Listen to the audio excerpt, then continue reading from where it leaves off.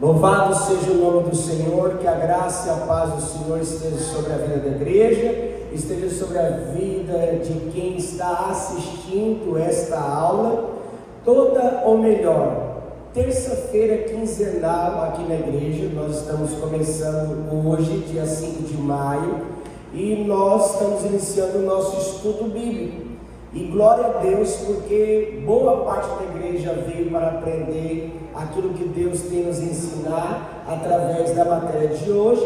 E eu vou estar já iniciando o nosso estudo bíblico com uma matéria muito importante e que praticamente nós aprendemos ela no último ano do seminário. O nome desta matéria se chama Escatologia. Qual é o nome da matéria, igreja? Escatologia. Só que eu vou estar ministrando escatologia bíblica e contemporânea. O que isso significa, pastor? É uma escatologia que ela não apenas vai abordar a visão escatologia do Antigo Testamento, não apenas a visão da escatologia do Novo Testamento, como ela vai abordar praticamente os sinais escatológicos da nossa atual era. Por isso que se chama contemporânea, ou seja, da nossa atual era, do presente, já tem sinais escatológicos que estão apontando para o fim de todas as coisas. Glória a Deus, porque você veio para aprender a palavra, e glória a Deus pela sua vida que está aí assistindo a aula de hoje. Então vamos aí para o nosso primeiro slide, que praticamente é a questão aí da capa, né, da nossa matéria, que está aí, escatologia bíblica contemporânea. Você observa bem, coloca o primeiro slide para mim, fazendo o primeiro slide não, a capa, fazendo favor, escatologia bíblica contemporânea. Observe bem que lá está escrito o fim das eras. Ou seja, eras foi um período de tempo que houve na terra. Nós sabemos muito bem que houve eras que a terra vivenciou, e após essa vivência da terra, vem a era do gelo, vem a era do fogo, vem a era do ferro, e por aí vai, até que chegou a era do homem. E nós sabemos que a era do homem, ela deu então a sua continuidade, até avançar na era medieval, na era do período das trevas, na era do iluminismo, e por aí vai, até chegar na era da indústria, e aonde nós hoje nos encontramos, que é a era tecnológica, a era, vamos dizer assim, também da teologia, ou melhor, teologia não, da tecnologia artificial. Então, o mundo, quando nós estudamos história, seja ela a história tradicional ou a história bíblica, ele é dividido por eras. Por isso que aqui está dizendo o fim das eras, ou seja, a escatologia bíblica contemporânea, ela vai trabalhar o apontamento do fim de todas as eras. Todas as eras, ela culmina para um fim. Ela tem um propósito final. E para a glória de Deus Pai, o propósito final dela é revelar o Senhor para todos. Porque todo joelho dobrará e toda língua confessará que Jesus é, Infelizmente, uns vão dobrar os joelhos e vão confessá-lo que Ele é o Senhor de uma maneira obrigada, porque Ele, sendo ímpio, receberá, segundo aquilo que nós vamos aprender na escatologia, a devida punição por causa do seu pecado. Não é por causa dos seus pecados. Nós vamos aprender que é por causa do seu pecado. E qual pecado que o ímpio ele cometeu? O pecado de não reconhecer Jesus como seu único e suficiente Salvador e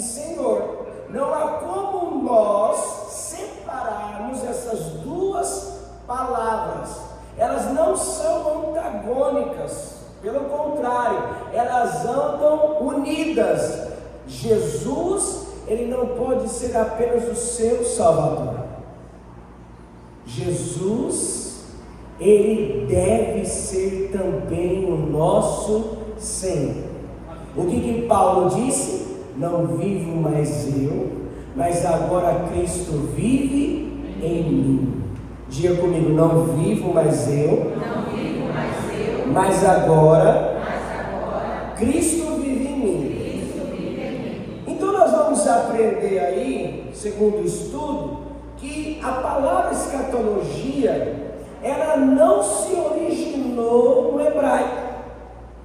Escatologia não nasceu de um conceito hebraico, de um conceito judeu, não nasceu de um conceito do judaísmo, do cristianismo, seja ele protestantismo, seja ele catolicismo.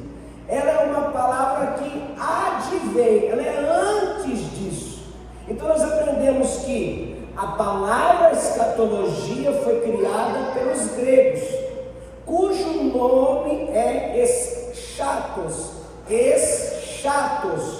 que significa o estudo das últimas, diga igreja, o estudo das últimas coisas envolve o quê? Tudo. Coisas envolve o quê? Tudo. O estudo de todas as últimas coisas, o estudo do fim de todas as eras. Por isso que quando a palavra escatologia ela foi criada para nós estudarmos o fim de tudo. O que ela envolve? Ela envolve os eventos finais da história da humanidade. Ela envolve o destino da humanidade. Ela envolve a morte de todos. Ela envolve o juízo de todos. E a vida eterna em contextos teológicos e filosóficos. Quais são os contextos, igreja? Teológicos e filosóficos. Por que filosóficos? Porque os gregos, eles são o pai da filosofia.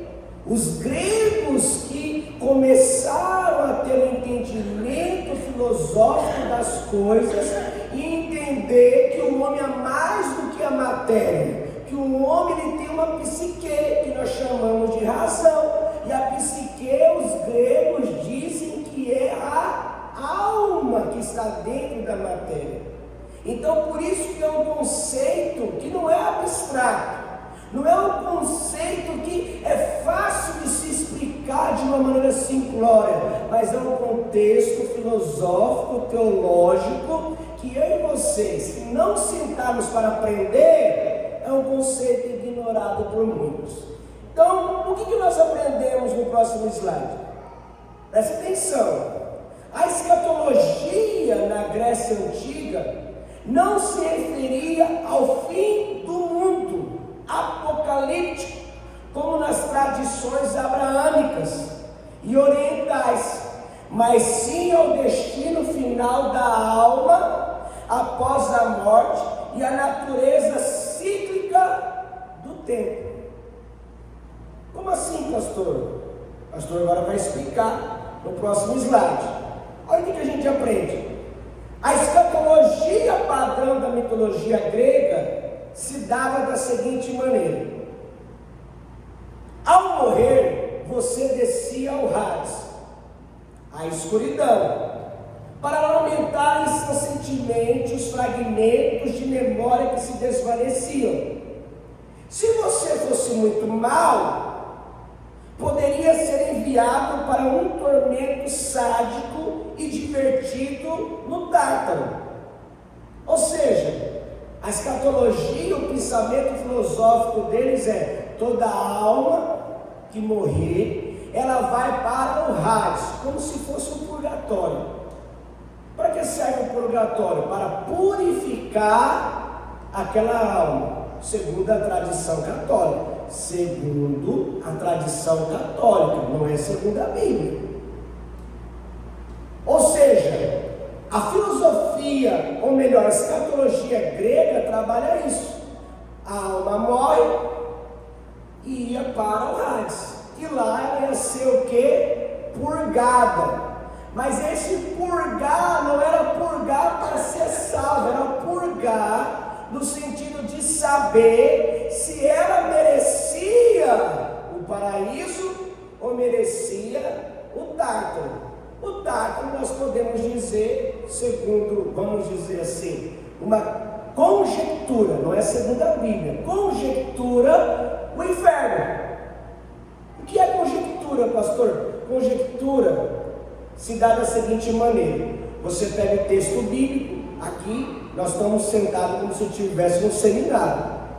No seminário é assim: senta, o professor leciona, depois o professor abre para perguntas, o professor tira as dúvidas, o professor passa para você um livro de uma matéria, passa outro livro da mesma matéria, você vai estudar em casa e vai ser praticamente um bimestre, 2 bimestres de uma mesma matéria, estudando das 8 às 9 da manhã, uma mesma matéria, todos os dias. No final aplica uma prova. Se você reprovar, tem que fazer tudo de novo. Por isso que um teólogo reformado não é qualquer um que consegue convencer ele. Por quê? Porque ele estudou. Não é teologia, irmão, como que eu posso falar? De internet, nada contra teologia de internet, é muito bom. Mas eu falo para você, acima de todas as gírias, se não houver o poder do Espírito Santo, se não houver o que, igreja? O poder do Espírito Santo.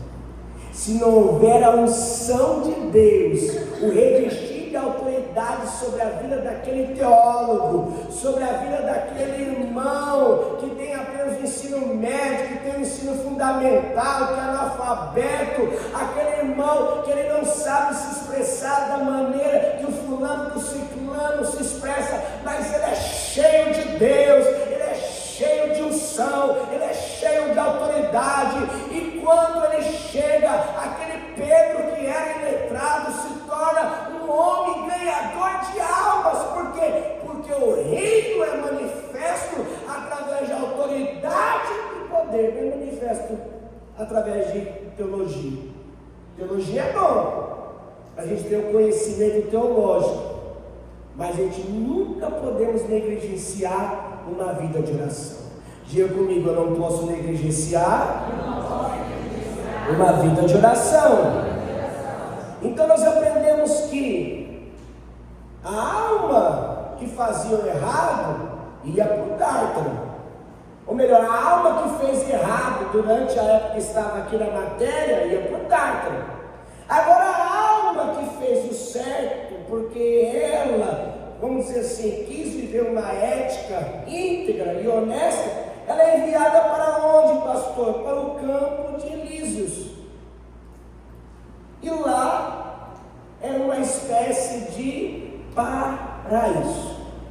Então nós aprendemos que a escatologia, ela não é apenas uma escatologia no conceito judaico, não nasceu no conceito judaico, nasceu no conceito grego. Mas vamos lá agora para a escatologia em outras religiões, porque eu tenho certeza que tinha gente que pensava que escatologia ela estava apenas relacionada no conceito protestante ou no conceito católico. Tenho certeza que tinha gente que pensava assim. Agora você vai descobrir que o conceito dela não está apenas disponível para nós. Para nós vai ter o contexto, ou melhor, o conceito bíblico, daquilo que nós acreditamos que é a verdade absoluta, escatológica e doutrinária do fim de todas as eras. Agora, olha esse conceito do hinduísmo.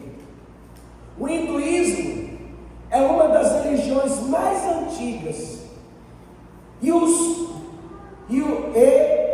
mais antigas. E os conceitos como karma, que é ação e reação, reencarnação e dharma, que significa dever ético.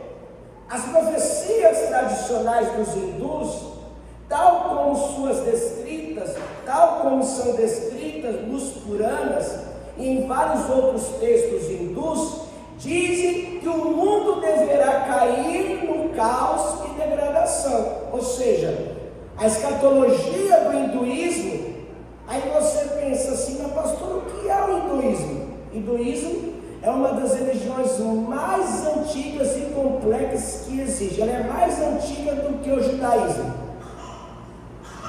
Aonde se encontra praticamente a maior porcentagem de fiéis, de fiéis hindus do mundo. Diga comigo, na Índia. Diga comigo, 1.300.000.000 de pessoas no mundo professa, para memorizar, professa o hinduísmo. Desses 1.300.000 e poucas milhões de pessoas que professam o hinduísmo no mundo, 1.100.000 está na Índia. O hinduísmo, ele não tem apenas um Deus, ele tem vários deuses. Só na Índia há mais de 6.000 deuses. Ou seja, o hinduísmo, ele tem muito mais do que um Deus. Ele passa de 6.000 deuses. Para cada coisa que eles acreditam, que eles vão descobrindo, se torna um Deus. Você sabia que rato lá é um Deus? Você sabia que na Índia não pode se matar vaca, porque a vaca ela é um Deus. Eles acreditam também em reencarnação. Eles acreditam em muitos locais da Índia que um inseto é a reencarnação de alguém, por isso que não mata o inseto. Em alguns locais da Índia, não estou falando todos. Vocês estão entendendo que vai muito mais do que um conhecimento simplório que a gente acha do que a escatologia? É um conhecimento complexo, é um conhecimento que nós precisamos realmente estudar para crescer no conhecimento da palavra de Deus. Então, o apontamento escatológico hinduísta é um apontamento que leva para o caos e a degradação humana. Haverá então, na última era, nos últimos fim dos anos, segundo a visão hinduísta, um fluxo rápido de perversidade, inveja, conflito e maldade extrema. Segundo a visão hinduísta, hoje isso está ou não está acontecendo? Segundo a visão hinduísta. Depois você vai ver que segundo a escatologia bíblica também.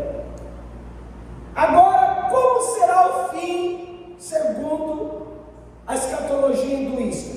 Rapidamente, para a gente ganhar tempo, que tem que encerrar 9 horas. Coloca lá o slide lá, já está o slide? Deus, o Deus deles, deverá manifestar-se como um avatar Kaiuki. O que é um avatar? Um avatar é o seguinte: ele é um boneco de matéria. O que é um avatar? O que é um boneco de matéria? É um corpo. É um corpo que não tem vida. Então, esse avatar é o seguinte: é um corpo que sumiu a personalidade de um Deus. Ele virá em matéria física. E ele é retratado como um jovem magnífico, cavalgando num grande cavalo branco e com uma espada semelhante a um meteoro, fazendo chover morte e destruição por todos os lados.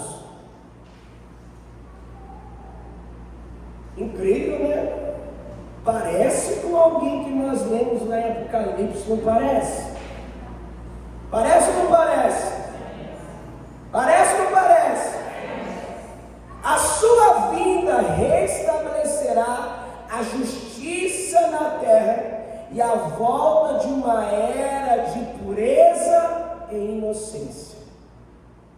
Ou seja, o fim escatológico hindu não aponta para um julgamento final, aponta para uma renovação de toda a humanidade, aonde, vamos dizer assim, toda a perversidade, toda a maldade vai ser aniquilada e todos serão puros, ou seja, não haverá o que? Julgamento. Vocês estão entendendo? Para se ter uma ideia, no hinduísmo eles acreditam em reencarnação, um cíclico de tempo que se renova de era em era do nosso corpo, até alcançar o Nirvana. Quando alcançou o Nirvana, é o lugar de paraíso. Mas quando vier o Avatar Kaiuki, esses que estão no Nirvana descerão e reinarão e viverão com toda a humanidade que agora foi purificada. Quem que está entendendo? Agora não para por aí, agora vamos para mais uma, já é 11, ou melhor, 8h30. O que diz agora a escatologia islâmica? Todo mundo sabe que o islamismo, ele é a religião de qual povo? Diga comigo, do povo muçulmano. Diga, do povo muçulmano. Eu não estou falando no sentido local, nós sabemos que o local é do povo árabe. Mas você sabia que o povo árabe também é o povo o quê? O povo judeu. O povo judeu também é o povo árabe. Só que o judeu, ele é o povo árabe abraâmico. E os muçulmanos é o povo árabe abraâmico que crê em Alá e Maomé como seu verdadeiro profeta. Quem está entendendo? Ok? Então vamos lá agora segundo a escatologia islâmica. Existe a crença no dia do juízo final. Ou melhor, existe a crença no dia do juízo. Ou juízo final. A palavra Alá em árabe significa o quê? Deus. A mesma palavra que nós usamos, Deus, em português, ele usa a palavra Alá. Só que todo muçulmano ora para Alá, independentemente da língua que ele fala. O americano, ele não fala Deus. O que ele fala? God. G-O-D, nem sei falar. Outros, depois você vai aprender até um pouco mais para frente, que God ao contrário significa dog. E dog significa o que em inglês? Significa o que em inglês? E cachorro na Bíblia é sinônimo de quê? É sinônimo de quê? É sinônimo de quê, irmão? Demônio. Por isso que muitos teólogos reformados não falam God. Muitos teólogos reformados falam Lord, Senhor. Vocês estão entendendo? Por isso que é bom a gente estudar. Então aqui, segundo aquilo que eu estava falando referente ao idioma, se uma pessoa que professa a fé islâmica vive lá na Austrália, onde se fala o australiano, o inglês australiano, ele não vai falar God, ele não vai falar Lord, ele vai falar o quê? Allah. Se ele está lá no Japão, ele vai falar a língua, o idioma, ou seja, o idioma que se refere a Deus, no idioma japonês. Ele sempre vai usar a palavra Allah, porque tem que ser uma palavra predominante, predominante de todos os idiomas. Quem que está entendendo? Você vai descobrir lá na frente o porquê ela é considerada. Eu não posso falar, porque se eu falar o YouTube vai derrubar. Isso aí a gente fala no particular, porque a inteligência artificial, tudo aquilo que você coloca no YouTube é inteligência, não é pessoas que estão vendo lá para denunciar apenas. A inteligência artificial, ela já faz toda a leitura quando está subindo para o YouTube e ela identifica o quê? Ela identifica, como que se chama hoje? Linguagem de ódio, como é o nome da palavra? Me ajuda aí, preconceito, como é o nome? discurso de ódio. Vocês estão entendendo? Por isso que tem coisas que a gente não pode falar ao vivo no YouTube ou até gravar. Aí a gente conversa depois no particular. O que ele diz? Allah destruirá toda a vida terrestre e cósmica. Como assim? Toda a vida terrestre. Tudo vai ser destruído. Seres humanos, toda a vida terrestre. Plantas, animais, insetos, toda célula, toda molécula onde há vida vai ser destruída. E todo o mundo cósmico. O nosso mundo cósmico é formado por quê, igreja? É formado pelo quê? Diga: Sol, Lua, estrelas, planetas. Resumindo, diga resumindo, todo o universo. Então todo esse universo Allah vai destruir. Para por aí? Não. Após ele destruir, ele ressuscitará todas as pessoas do passado e do presente, juntamente agora com um novo universo. Quem está entendendo? Para quê?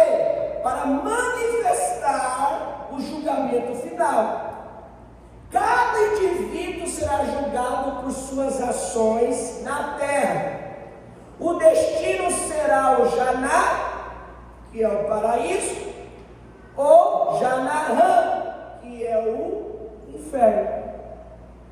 Quem está entendendo? E quem é que vai aplicar, segundo a escatologia deles, esse destino? É Allah. Não há salvação. Por quê? Porque a salvação aqui será pelas obras. Por isso que quando você vai estudar a palavra de Deus, você vai aprender que o cristianismo, quando nós falamos cristianismo no sentido de religião, é a única religião que diz que a salvação é de graça, porque Jesus já pagou todo o preço da cruz do Calvário para todo aquele que nele crê. Não pereça, mas tenha vida eterna. Amém? Partindo aí para a conclusão. E na escatologia judaica? Na escatologia judaica concentra-se o conceito no fim dos dias, focando na restauração de Israel. Nós temos Israel, que foi praticamente fundada, no sentido restaurada, governo, em 1948. Israel se tornou novamente nação reconhecida pela ONU. Ou seja, ali começou já o start escatológico temporâneo do fim dos tempos. Então, aqui já começou a restauração de Israel, sim ou não? Mas ele está falando assim, não é só a restauração, dá continuidade no advento escatológico. Qual é a continuidade do advento escatológico depois da restauração de Israel, igreja? Lê aí. A era o quê? Messiânica. A era messiânica. Eles estão até hoje esperando o Mashiach, que é o Messias. E o Mashiach, ele não é Jesus. O Mashiach, ele não é um profeta. O Mashiach, ele é uma pessoa enviada por Deus. Para quê? Para governar sobre todos, a partir de Israel, e estabelecer a paz universal. Então continua lá, haverá também a ressurreição dos mortos, e a vida do Mashiach, o líder humano que trará paz universal. O mundo vindouro, segundo a escatologia judaica, se chama Olam Rabá, que será o estágio final da perfeição espiritual e física, onde o mal é eliminado e a presença de Deus é plenamente revelada. Acabou primeira aula. E a primeira aula acabou aqui no sentido apenas para vocês entenderem que a escatologia, ela não está presa apenas no conceito católico ou protestante. Você está vendo que o conceito dela se originou lá na Grécia Antiga. Quando os judeus, presta atenção, quando o judeu chegou na Grécia, e eles já chegaram também com a escatologia hebraica, os gregos não estavam entendendo o que eles estavam dizendo. Por quê? Porque a escatologia deles é totalmente contrária. A escatologia deles é que a matéria padece, vai para o Hades, e lá ela vai ser julgada. Se ela fez o bem ético aqui na terra, ela vai para onde? Ela vai para o campo de Elísios, que é o paraíso. Se ela fez o mal, ela vai para o Tártaro, um lugar de divertimento dos demônios com a dor do ser humano que lá está. Então, quando houve um embate cultural judaico, eles não estou entendendo o que vocês estão dizendo, porque o nosso pensamento é contrário de vocês. Mas Deus é tão maravilhoso com esse povo que Ele escolheu, que esse é um povo que Ele não se permitiu que outros povos viessem culturalizá-los. Eles não abriram mão da sua cultura. Judeu que é judeu, ortodoxo, ele é judeu em todo lugar. Mas glória a Deus que você, para ser salvo, não precisa guardar nada do judaísmo. Por que aqui na igreja eu não tenho a Arca da Aliança? Não tem muita igreja aí que tem a Arca da Aliança? É um conceito bíblico ou é um conceito judaico? É um conceito judaico, é um conceito bíblico. Não se separa. Mas para a igreja atual, é um conceito bíblico ou judaico? Apenas judaico. O que as pessoas elas fazem? Elas fazem o seguinte: o ser humano, ele precisa de um ponto de fé. Qual é o ponto de fé de alguns? Uma imagem. Sim ou não? É ou não é um ponto de fé? Qual é o ponto de fé para outros? Uma Arca da Aliança. E qual é o ponto de fé que Paulo realmente nos ensina? Qual é o ponto de fé? É a matéria? É aquilo que se enxerga? A igreja, ela é igreja quando ela está, ou melhor, a igreja é esse prédio? Não. Nós usamos esse prédio, mas a igreja é quem? A igreja somos nós. Por quê? Porque nós temos essa percepção espiritual que não usamos ponto de fé para manifestar o reino de Deus. Não usamos o ponto de fé para cultuar o Senhor. Agora pergunta: aqui na igreja tem candelabro? Aqui na igreja toca shofar? Por quê? Porque tudo isso faz parte da cultura judaica. Aonde que isso deve ser usado? É na igreja? É na igreja? Não. Tem que ser usado aonde? Na sinagoga. Quem que está entendendo? É lá que está. Lá que está. Lá que deve ser usado. Deve. Porque não é apenas a cultura judaica, mas sim aquilo que foi deixado para eles cumprir. Vocês estão entendendo? Então, um dia que você mudar de cidade, o dia que outra porta for aberta para você, o dia que você congregar em outro lugar, você tem que congregar numa igreja que é bíblica. Você não pode congregar em uma igreja aonde ensina ponto de fé. O que é ponto de fé Segundo, também alguns ensinos heréticos. Sal grosso é ponto de fé ou não ponto de fé? Ponto de fé. É bíblico ou é ponto de fé? É ponto de fé.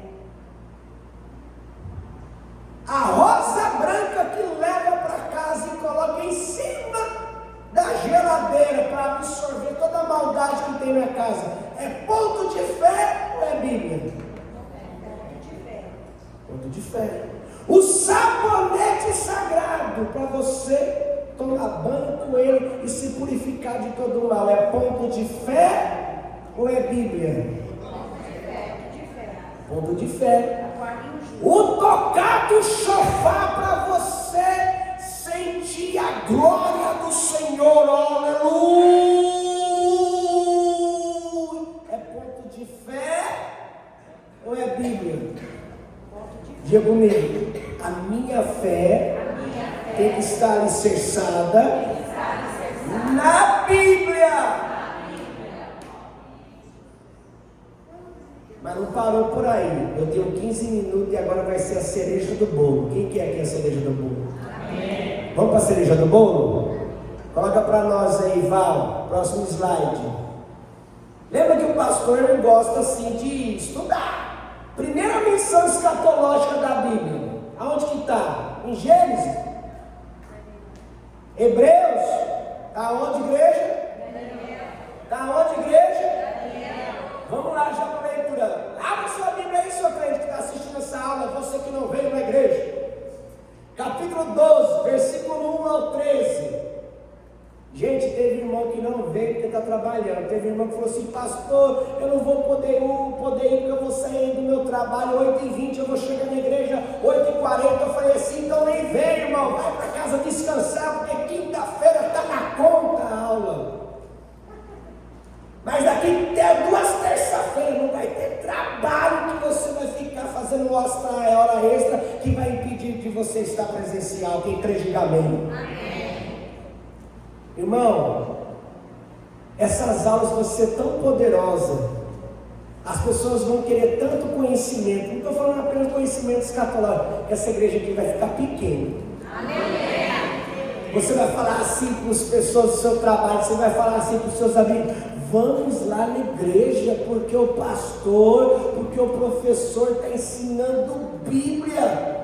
Está ensinando Bíblia, lá você tira a dúvida, lá vai ser bênção do Senhor e vamos embora para ganhar tempo. Diz assim: nesse tempo se levantará Miguel, o grande príncipe, o defensor dos filhos do teu povo, e haverá tempo de angústia, qual nunca houve desde que houve nação até aquele tempo. Presta atenção no slide aí, senão se você acompanhar pela sua Bíblia, talvez a versão dela está diferente. Aí quando o pastor está falando, você fica confuso. Então nós aprendemos o quê? No versículo 1 ainda: mas naquele tempo será salvo o teu povo, todo aquele que for achado inscrito no livro. Incrível, né? Lá em Apocalipse capítulo 20 também diz, né? Não diz assim? Diz que durante o julgamento do trono branco, o Senhor vai julgar segundo as obras dos livros de cada um. E todos serão julgados segundo as obras dos seus próprios livros. E aquele que não foi achado escrito no livro da vida será lançado aonde? No inferno. Olha aqui, ó. Está vendo que o primeiro apontamento escatológico para Jesus, lá em Apocalipse, está aqui, Daniel. Por isso que quando você estuda a Bíblia, você percebe que a Bíblia ela não é um conjunto de livros aleatórios que foram jogados lá dentro dela e falaram assim: nenhum tem nada a ver com o outro, tem tudo a ver um com o outro. Verso 2: muitos dos que dormem no pó da terra ressuscitarão, uns para a vida eterna e outros para a vergonha e horror eterno. Os que forem sábios, próximo slide, pois resplandecerão como fulgor do firmamento. E os que a muitos conduzirem à justiça, como as estrelas, sempre conduzirem à justiça, como as estrelas, sempre e eternamente. Tu, porém, Daniel, Daniel encerra as palavras e sela o livro até o tempo do fim. Muitos se esquadrinharão e o saber se multiplicará. Então eu, Daniel, olhei, e eis que estava em pé outros dois, um de lado do rio, o outro do outro lado. Mas vamos nos atentar novamente no versículo 4, somente a primeira frase. Tu, porém, Daniel, encerra as palavras e sela o livro. Incrível, né? Lá em Apocalipse estava falando que tem um livro que ninguém conseguiu abrir, porque o livro estava o quê? Selado. Estava o quê? Selado. E foi dado autoridade para aquele que ressuscitou, de quebrar o selo e ler o que está escrito no livro. Gente, quando a gente estuda, adolescente, é bom ou não é bom? Olha, continua aí. Um deles disse, no outro slide, ao homem vestido de linho, que estava sobre as águas do rio: quando se cumprirão estas palavras? Incrível, né? Tem um homem que está vestido de linho. Lá em Apocalipse também tem um homem glorioso que está vestido de linho. E aqui está falando que um ser falou para esse homem que está vestido de linho. Quando é que vai se cumprir isso?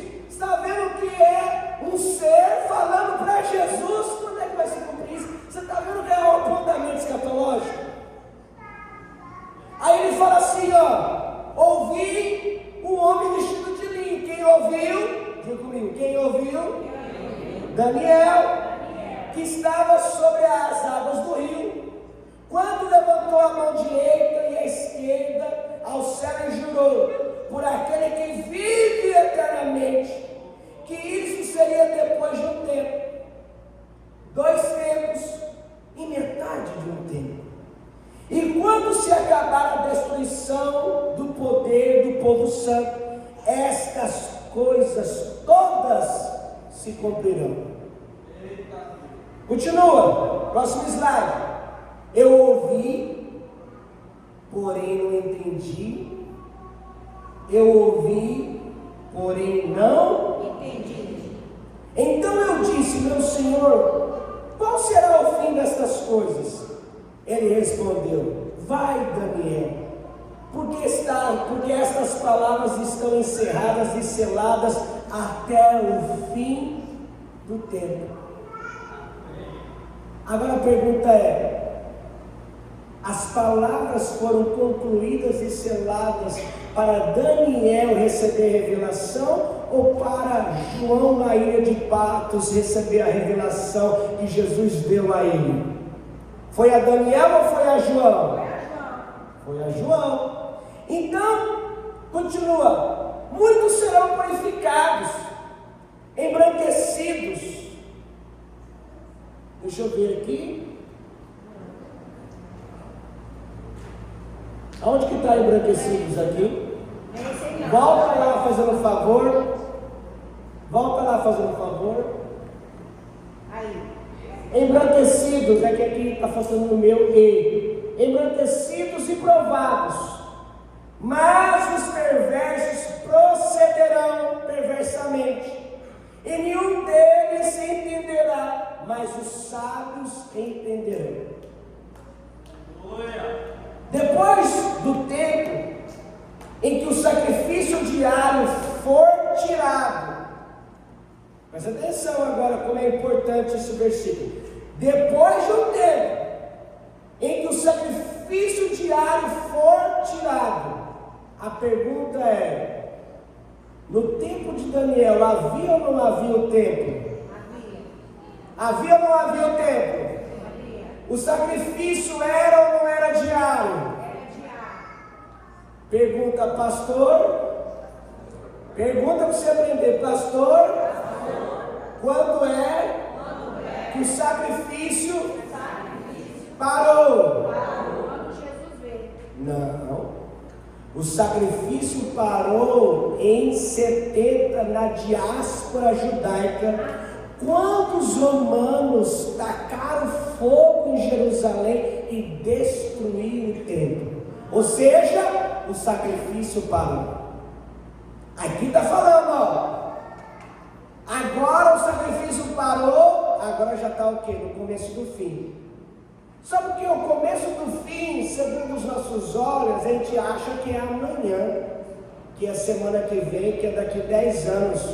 O começo do fim começou lá no ano 70 depois de Cristo. Começou o começo do fim judaico.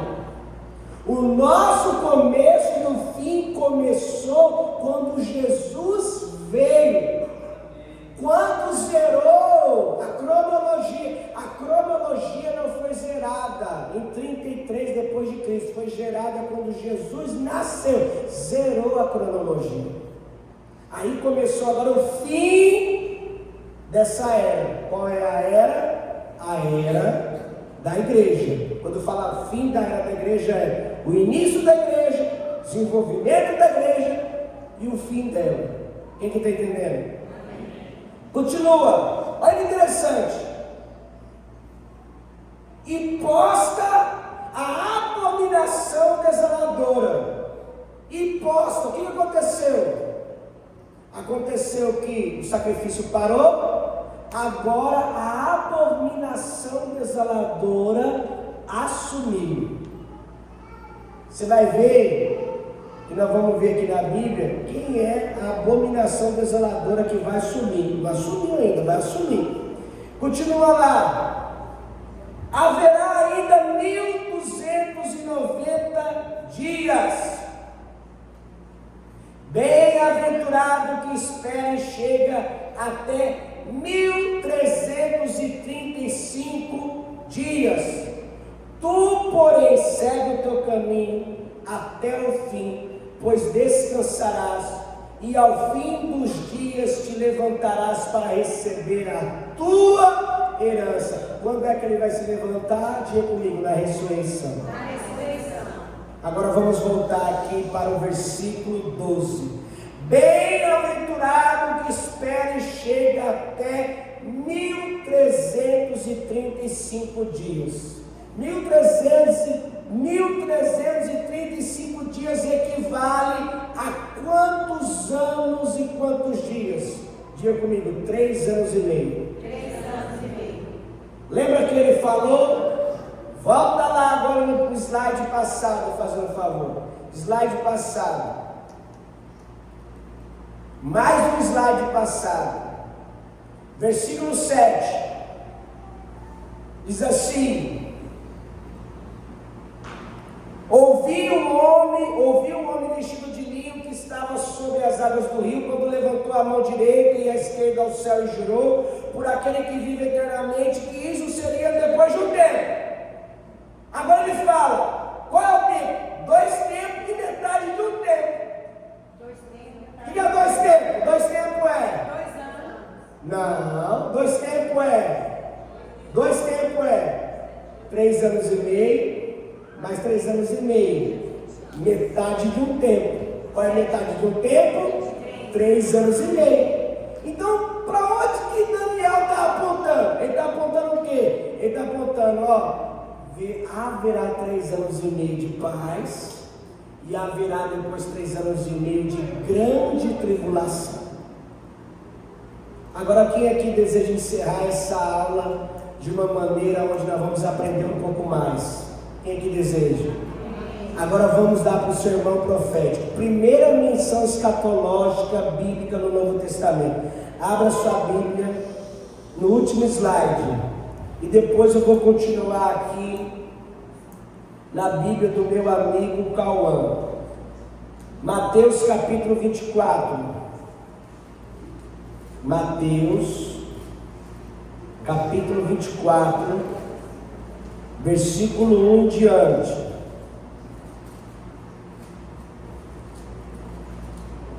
Coloca para mim na versão revista atualizada, tá bom, Valquíria? Já pode colocar aí a revista atualizada na Bíblia do Data Show. Diz assim: tendo Jesus saído do templo, está vendo que o templo que Daniel recebeu a revelação ainda não foi destruído. porque não aconteceu a diáspora. A diáspora vai acontecer depois da morte de Cristo, somente no ano 70. Quem está entendendo? Ok? O que significa a palavra diáspora? Diáspora vem da palavra praticamente aspergir, sair daquele local. Ou seja, houve a diáspora judaica. Os romanos perseguiam os judeus por todo Israel. O que eles fizeram? Eles então dispersaram, diáspora, foram para outras nações, foram para outros povos. Lembra que eles não permitiam deixar-se culturalizar por nenhuma outra nação? Por quê? Porque eles precisavam manter a tradição mosaica de Moisés, abraâmica, de Abraão, e a tradição da lei. Quem que está entendendo? Aí Jesus está aí, ia se retirando. Quando se aproximaram dele, os seus discípulos, para lhe mostrar as construções do templo. Ou seja, eles queriam mostrar para Jesus o quanto o templo era lindo, maravilhoso. E esse templo aqui, porque esse templo é o segundo templo, é o templo que foi reconstruído, nem se compara com a glória do primeiro templo que Salomão construiu, que era praticamente revestido de ouro. Esse aqui era revestido de bronze e ferro e madeira. O de Salomão era revestido de ouro, em suas maiores partes. Agora Jesus está falando assim, ele porém lhes disse: não vedes tudo isso? Em verdade vos digo que não ficará aqui pedra sobre pedra que não seja derribada. Jesus ele estava apontando, não é princípio, mas duas situações. Primeiro, a diáspora, daqui 50 anos, 30 com mais 50, não, 30 com mais 50 vai dar 80, daqui 40 anos esse templo vai ser derrubado. Mas Jesus ele também está fazendo agora um apontamento para esse templo aqui, ele vai ser derrubado. E agora ele continua, no Monte das Oliveiras, achava-se Jesus assentado, quando se aproximaram dele os discípulos, em particular, e lhe pediram: dize-nos, quando sucederão estas coisas? Que coisas? Que o templo vai ser derrubado. E que sinal haverá da tua vida e da consumação dos séculos? Ou seja, da consumação das eras, o fim de todas as coisas. Ele lhes respondeu: vede que ninguém vos engane, porque virão muitos em meu nome dizendo: eu sou Cristo, e enganarão a muitos. Isso já aconteceu, isso está acontecendo, isso vai acontecer, sim ou não? Sim. Já teve gente dizendo que era Jesus, sim ou não? Não teve, irmão? Já. Tinha um que chegou aqui no Brasil, estou tentando lembrar de qual país latino-americano, não estou tentando lembrar aqui, que ele falava que ele era o Jesus, e ele tatuou a marca da besta, 666 no braço, e os seguidores dele tinham que tatuar a marca da besta. Por quê? Porque quando ele morresse, ele ressuscitasse, ele ia ressuscitar todos aqueles que morreram também. E teve gente aqui no Brasil que tatuou. Sabe por que as pessoas são manipuláveis? Sabe por quê? Além de falta de conhecimento, por causa de duas coisas. Primeiro, por causa de ganância. Porque as pessoas querem dinheiro. O que ele prometia? Ele prometia ressurreição e prosperidade. Então o cara é manipulado. E segundo, por medo. Se você não marcar, você não vai ser ressuscitado. Medo de quê? Medo de não ressuscitar. Quem está entendendo? Porque as pessoas entregam tudo para esses falsos profetas: casa, carro, porque elas são gananciosas.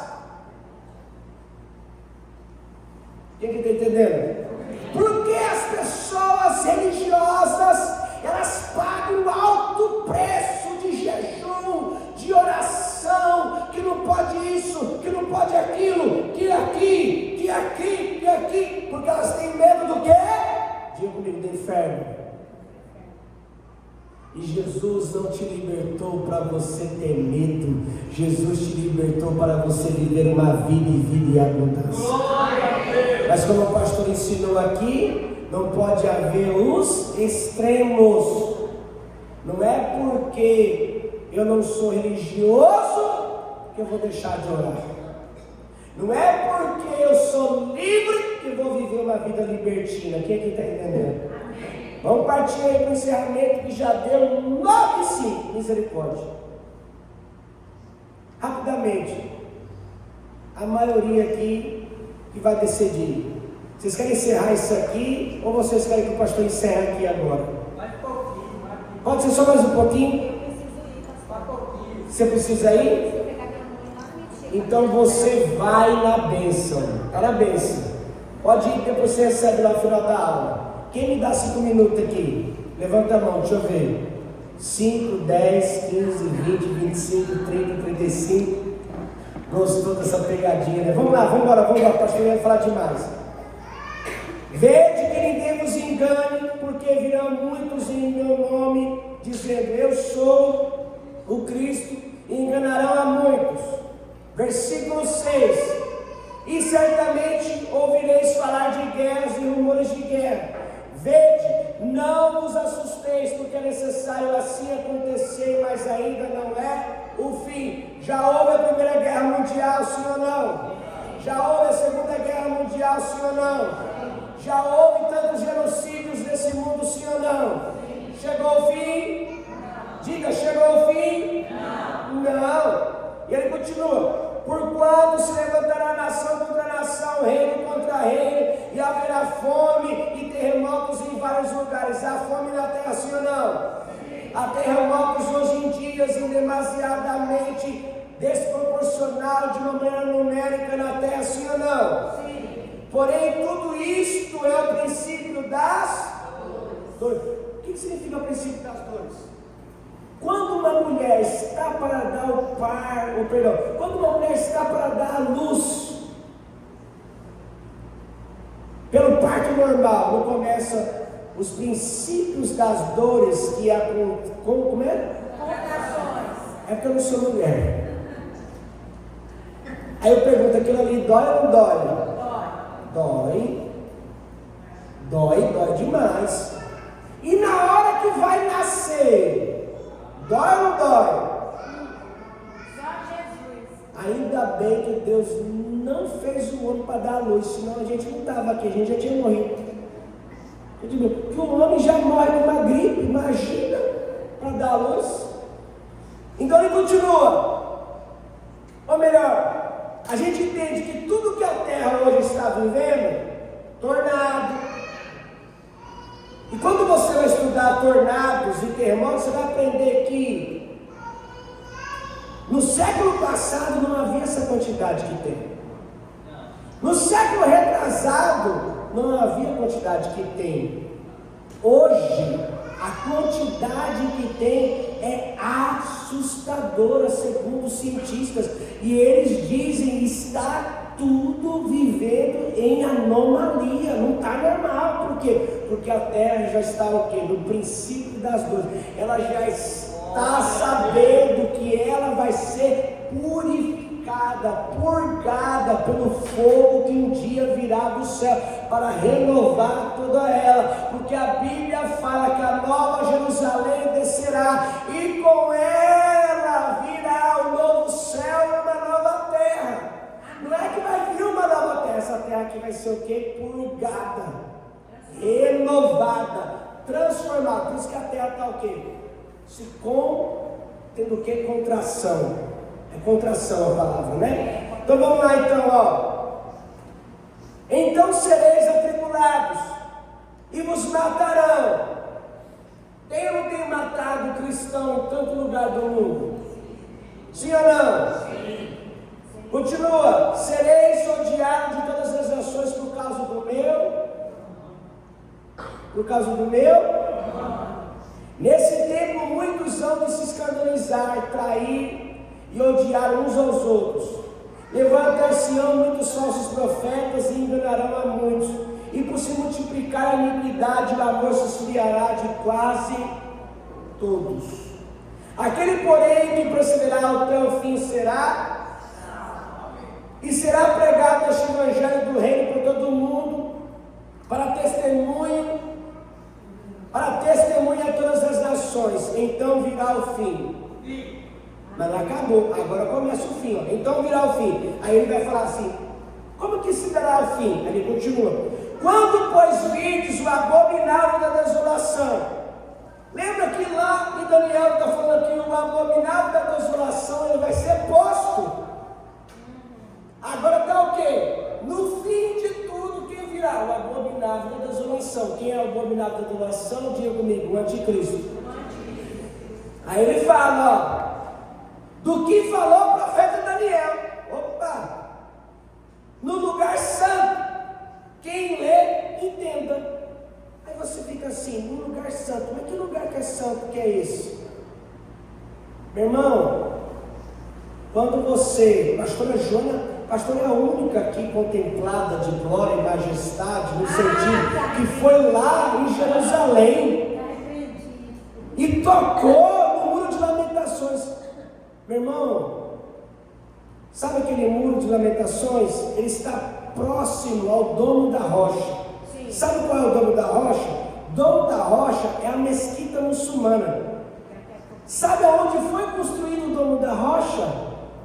Em cima dos escombros do antigo templo. Os muçulmanos, quando eles tomaram Jerusalém, o templo já estava destruído. O que eles fizeram? Construir o Domo da Rocha.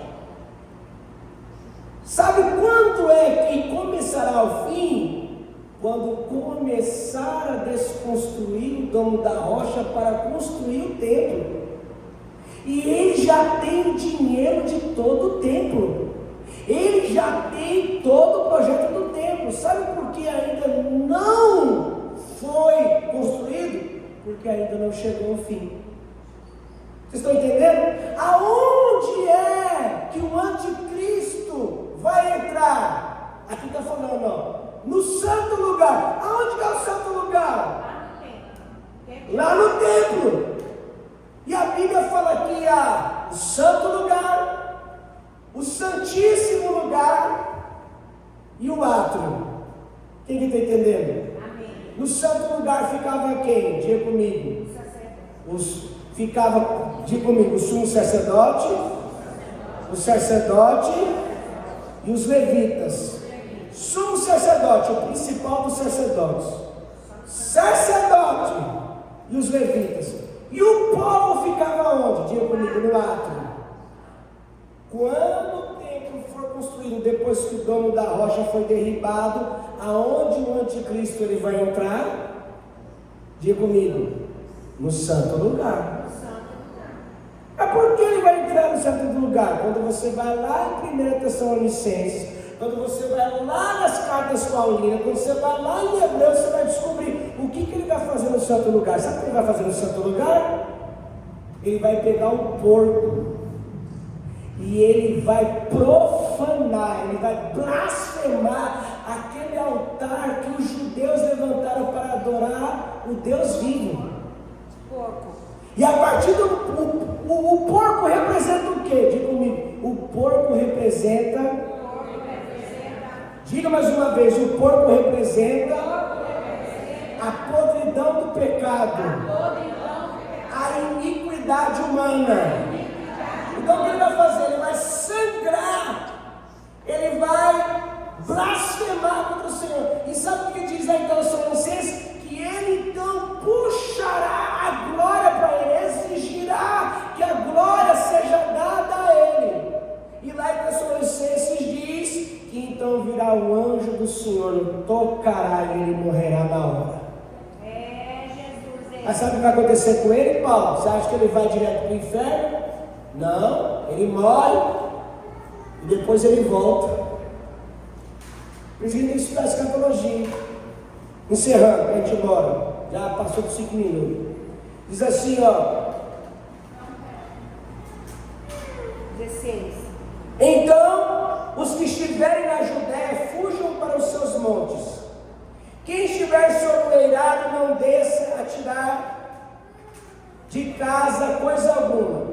E quem estiver no campo, não volte atrás para buscar a sua capa. O que ele está dizendo? Está dizendo aqui, quando o anticristo aparecer, se você estiver no campo, não volta para a cidade não, porque se você voltar para a cidade, o sistema vai pegar vocês. Vocês estão entendendo? Amém. Aí você vai aprender, Paulo, que essa mensagem é para aqueles que ficaram, porque já teve um povo que já foi arrebatado. Glória a Deus. Jesus, Mas e se você ficar? Está arrependido. Mas se você ficar, já tem um mapa aqui. Você está vendo? Mas pastor, eu fiquei. Fica de boa. Fica tranquilo. Não se purificou, não viveu em santidade. Ainda há esperança.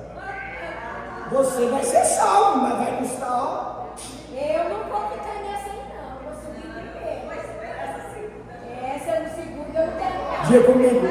Dia comigo, vamos embora, nós vamos continuar isso.